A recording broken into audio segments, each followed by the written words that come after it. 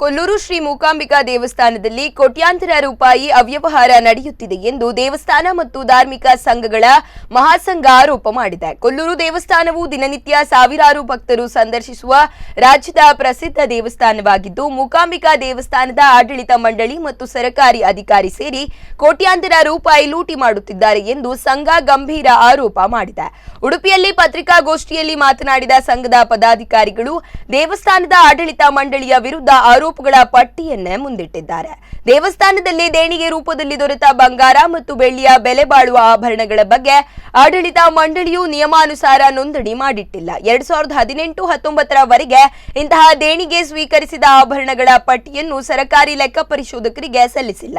2016ರಲ್ಲಿ ದೇವಿಯ 4.9 ಕಿಲೋ ಬಂಗಾರದ ಹಾರವನ್ನು ಅಧಿಕಾರಿಯು ಕದ್ದು ಸಿಕ್ಕಿಬಿದ್ದಿದ್ದ ಮತ್ತು ಅಧಿಕಾರಿಯ ವಿರುದ್ಧ ದೂರು ದಾಖಲಾಗಿ ಬಂಧಿಸಲಾಗಿತ್ತು. ಇನ್ನು ಜಮೀನು ಮತ್ತು ದೇವಸ್ಥಾನದ ಇತರೆ ಆಸ್ತಿಪಾಸ್ತಿಗಳ ಸರಿಯಾದ ಮಾಹಿತಿ ನೋಂದಾಯಿಸಿಕೊಳ್ಳಬಹುದು ಎಂಬ ಗಂಭೀರ ವಿಚಾರವಾಗಿದೆ. ಒಟ್ಟಾರೆ ದೇವಸ್ಥಾನದ 20 ಕೋಟಿಗೂ ಅಧಿಕ ಮೊತ್ತದ ಆಸ್ತಿಪಾಸ್ತಿ ಮತ್ತು ನಗದು ವ್ಯವಹಾರ ಸಂಶಯದಿಂದ ಕೂಡಿದೆ ಎಂದು ಆರೋಪಿಸಲಾಗಿದೆ.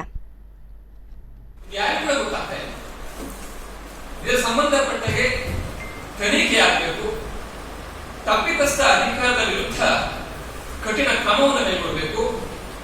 ಜೊತೆಯಲ್ಲಿ ಆ ತಪ್ಪಿತಸ್ಥ ಅಧಿಕಾರಿಗಳಿಂದ ಆ ಏನಿ ಅಮೌಂಟ್ ವಾಪಸ್ ತಗೊಳ್ಬೇಕು. ಅಲ್ಲಿಯ ತನಕ ನಾವು ನಿರಂತರವಾಗಿ ಹೋರಾಟವನ್ನು ಮಾಡಲಿಕ್ಕಿದ್ದೀವಿ, ರಾಜ್ಯವ್ಯಾಪಿ ಆಂದೋಲನ ಕೂಡ ಮಾಡಲಿಕ್ಕಿದ್ದೀವಿ ಅನ್ನುವಂತ ಸಂದೇಶವನ್ನ ಈ ಸಂದರ್ಭದಲ್ಲಿ ಹೇಳಿಕೆ ಬಯಸ್ತೇನೆ.